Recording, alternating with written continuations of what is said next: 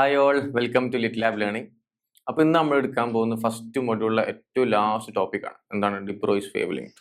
അതായത് ഡിബ്രോഗ്ലി എന്നാണ് നമ്മൾ എഴുതുക, പക്ഷെ വായിക്കുമ്പോൾ ഡിബ്രോയിസ് എന്നാണ് പറയാട്ടോ.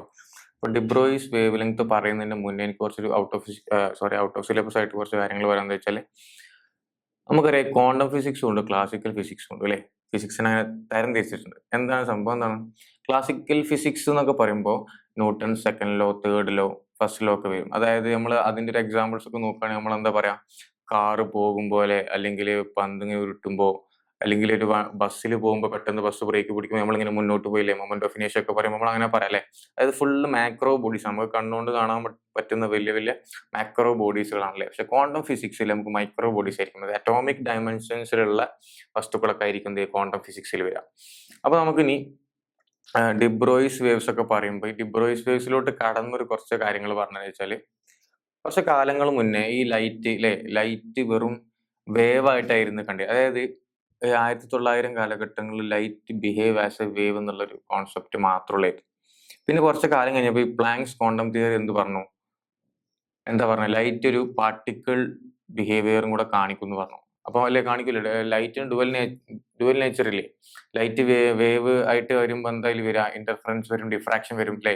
പാർട്ടിക്കിൾ നേച്ചർ കാണിക്കുമ്പോൾ എന്താ വരിക, ബ്ലാക്ക് ബോഡി റേഡിയേഷൻ വരും. അതുപോലെ തന്നെ എന്താ വരിക, ഫോട്ടോ ഇലക്ട്രിക് എഫക്റ്റ് ഒക്കെ വരില്ലേ പാർട്ടിക്കിൾ നേച്ചറിൽ വരുമ്പോൾ. അപ്പൊ ഈ ലൈറ്റിന് ഇങ്ങനെ ഡുവൽ നേച്ചർ വരുന്നുണ്ട്. അപ്പൊ ഇങ്ങനെ ഈ ഒരു കോൺസെപ്റ്റ് ഒരു 20 വർഷങ്ങൾക്ക് ശേഷം നമ്മുടെ ഡിബ്രോയിസ് ഒരു ഹൈപ്പോത്തസിസ് പറഞ്ഞു. ഹൈപ്പോത്തസിസ് എന്ന് പറഞ്ഞു കഴിഞ്ഞാൽ ഒരു സജഷൻ ആണല്ലേ, മൂപ്പരൊരു തോട്ടാണ്. അതായത് ഫുള്ളി പ്രൂവൺ അല്ല, പക്ഷെ മൂപ്പരൊരു തോട്ട് പറഞ്ഞു.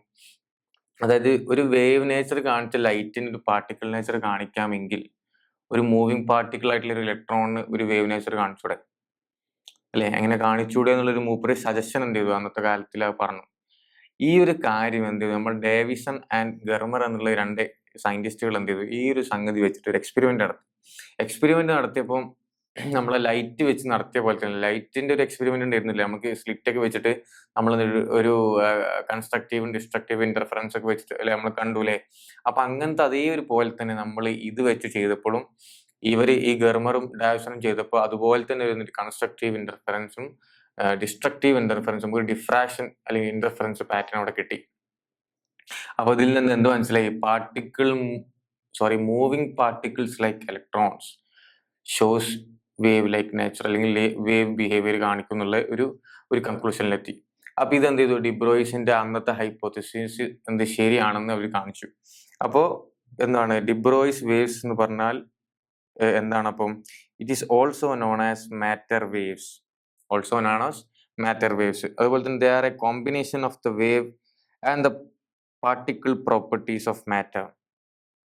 അതായത് പാർട്ടിക്കിൾ പ്രോപ്പർട്ടീസും വേവ്സിന്റെ പ്രോപ്പർട്ടീസും ആർക്കുണ്ട്, ഈ മൂവിങ് ഇലക്ട്രോൺസിന് ഉണ്ട് എന്നാണ് ഡിബ്രോയിസിന്റെ ഹൈപ്പോത്തസിസിലൂടെ നമുക്ക് മനസ്സിലാക്കാൻ പറ്റുന്നത്.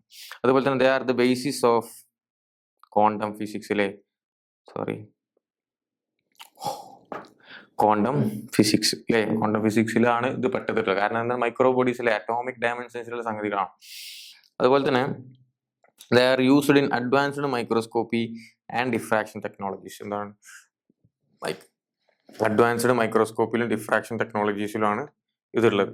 ഇനി നമുക്ക് ഡിബ്രോയിസ് വേവ് ലെങ്ത് നോക്കുകയാണെങ്കിൽ നമുക്കറിയാം അല്ലെ, മൊമെന്റം എന്താണ്, ഒരു ഫോട്ടോണിന്റെ മൊമെന്റം എന്താണ്, P is equal to h/c ആണല്ലേ അല്ലെ. h/c ആണെന്ന് നമുക്കറിയാം അല്ലെ, നമുക്കറിയില്ലേ. അതായത് മൊമെന്റ് എന്താണ്, h/c ആണ്. അതായത് എന്താണ്, h/λ നമുക്കറിയാം, നമുക്കറിയില്ലേ. നോക്ക് ഇവിടെ അല്ലെ, മൊമെന്റ് P എന്താണ്, ഇവിടെ ഫോട്ടോണിന്റെ മൊമെന്റം അല്ലെ. ഫോട്ടോണിന്റെ momentum P is equal to h/c is equal to h/λ അല്ലെ. കാരണം നമുക്കറിയാം എന്താണ്, എന്താ ഇവിടെ C ഈസ് ഈക്വൽ ടു അല്ലേ ലാംഡ ന്യൂ നമുക്കറിയാം അല്ലേ, അറിയില്ലേ. ആണ്. അപ്പോഴാണ് എന്ത് ചെയ്യുന്നത്, lambda is equal to C/ν എന്ന് വരിക, അല്ലെങ്കിൽ 1/λ ഈസ് ഈക്വൽ ടു μ/c എന്ന് വരിക അല്ലെ. നമുക്കത് അറിയാം അല്ലെ.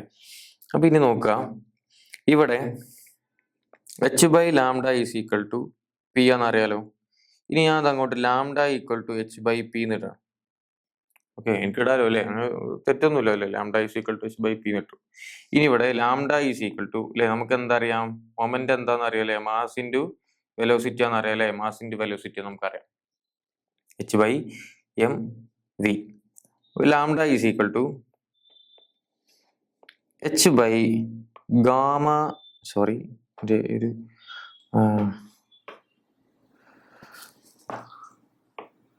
Gamma M V. ഓക്കെ, ഈ ഒരു ഇക്വേഷൻ ആണ് എന്ത്, ഡി ബ്രോയിസ് വേവ് ലെങ്ത്തിന്റെ equation. Lambda is equal to H by gamma M V. Okay, ഇവിടെ എച്ച് എന്നാണ് നമുക്കറിയില്ല, പ്ലാങ്ക്സ് കോൺസ്റ്റന്റ് ആണ്. ഇവിടെ ഈ ഗാമ എന്താണ്, ഗാമ എന്ന് പറഞ്ഞാൽ റിലേറ്റിവിസ്റ്റിക് ഫാക്ടർ ആണ്. ഓക്കെ, റിലേറ്റിവിസ്റ്റിക് ഫാക്ടർ ആണ്. അപ്പൊ ഇതാണെന്ത്, റിലേറ്റിവിസ്റ്റിക് ഫാക്ടർ. ഓക്കെ, അപ്പൊ ഇതാണെന്ത് ഡി ബ്രോഗ്ലീസ് വേവ് ലെങ്ത്തിന്റെ ഇക്വേഷൻ. അപ്പൊ ഈ കാര്യങ്ങളൊക്കെയാണ് നമ്മൾ പറഞ്ഞത്. അതായത് ഒന്നുമില്ല, ഡി ബ്രോയിസ് ഒരു ഹൈപ്പോത്തസിസ് ആണ് കൊണ്ടുവന്നു. അതായത് കുറെ ലൈറ്റിനെ പറ്റി കുറെ ആൾക്കാർ കുറെ കാര്യം പറഞ്ഞപ്പോ മൂപ്പർക്ക് ഒരു തോട്ട് വന്നു. അതായത് വേവ് ആയിട്ടുള്ള വേവ് നേച്ചർ കാണിക്കുന്ന ലൈറ്റിനൊരു പാർട്ടിക്കിൾ നേച്ചർ കാണിക്കാമെങ്കിൽ എന്തുകൊണ്ട് മൂവിങ് പാർട്ടിക്കിൾ ആയിട്ടുള്ള ഇലക്ട്രോൺസിന് ഒരു വേവ് നേച്ചർ കാണിച്ചുകൂടാ. ഓക്കെ, ഈ ഒരു തോട്ട് വന്നപ്പോൾ നമ്മള് ഗർമറും ഡാവിസണും കൂടെ എന്ത് ചെയ്തു, ഒരു എക്സ്പെരിമെന്റ് നടത്തി. അപ്പൊ ലൈറ്റിന്റെ എക്സ്പെരിമെന്റ് നടത്തി അന്നത്തെ റിസൾട്ട്, അതായത് ഇന്റർഫറൻസ്, കൺസ്ട്രക്റ്റീവ് ഇന്റർഫറൻസും ഡിസ്ട്രക്റ്റീവ് ഇന്റർഫറൻസും കാണിച്ച അന്നത്തെ സ്ക്രീനിൽ കണ്ട അതേ സംഗതികൾ നമ്മൾ ഇതിലും ഈ ഗർമർ നടത്തിയ അല്ലെങ്കിൽ ഡാവിസൺ നടത്തിയ എക്സ്പെരിമെന്റിൽ അതേപോലെ തന്നെ സ്ക്രീനിൽ എന്ത് ചെയ്തു, ഒരു വേവ് പോലെ ഡിസ്ട്രക്റ്റീവ് ഇന്റർഫറൻസും കൺസ്ട്രക്റ്റീവ് ഇന്റർഫറൻസും എന്ത് ചെയ്തു ആ സ്ക്രീനിൽ നമ്മൾ കണ്ടു. അപ്പോ ഈ ഒരു ഹൈപ്പോത്തസിസ് എന്ത് ചെയ്തു, ഒരിക്കൽ ഹെൽപ്പ് ചെയ്തു. അപ്പൊ ഇതിന്റെ ഒരു കൺക്ലൂഷൻ എന്താണെന്ന് വെച്ചാൽ, ഡിബ്രോയിസ് പറഞ്ഞ എന്തായിരുന്നു ശരിയായിരുന്നു. അതായത് മൂവിങ് പാർട്ടിക്കിൾസ് ലൈക്ക് ഇലക്ട്രോൺസ് എന്താണ് ഒരു വേവ് നേച്ചറും കാണിക്കുന്നുണ്ട്. അപ്പൊ സ്വാഭാവികമായിട്ട് ഒരു വേവ് നേച്ചർ കാണിക്കുമ്പോൾ അതിനൊരു വേവ് ലെങ്ത് ഇക്വേഷൻ ഉണ്ടാവില്ലേ, ആ വേവ് ലെങ്ത് ഇക്വേഷൻ ആണ് നമ്മൾ പറഞ്ഞിട്ടുള്ളത്. ഫോട്ടോന്റെ ഇക്വേഷൻ ഒക്കെ വെച്ചിട്ട് ഫോട്ടോന്റെ മൊമെന്റം വെച്ചിട്ട് നമ്മളൊരു ഇക്വേഷൻ നമ്മൾ കണ്ടെത്തിയിട്ട് നമ്മൾ എന്ത് ചെയ്തു, ഡി ബ്രോഗ്ലീസ് വേവ് ലെങ്ത്തും കണ്ടു. Okay, thank you.